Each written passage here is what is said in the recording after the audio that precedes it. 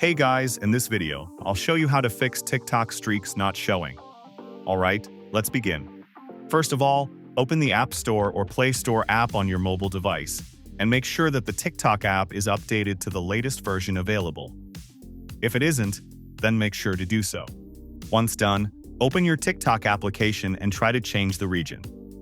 Simply, go to your profile by tapping on the profile icon on the bottom right corner. After that, tap on the three horizontal lines on the top right corner, and then choose Settings and Privacy. After that, tap on Account, and then select Account Information. Inside it, you will see the account region. You just need to tap on it and then change it to the United States or any other region that has the feature available. But note that this process will take about 90 days. Or you can also bypass that by using a VPN. Now, if you still have the problem, you can simply report this issue to TikTok support. And to do that, get back to the Settings menu, scroll down until you find the Support section, and then tap on the Report a Problem feature.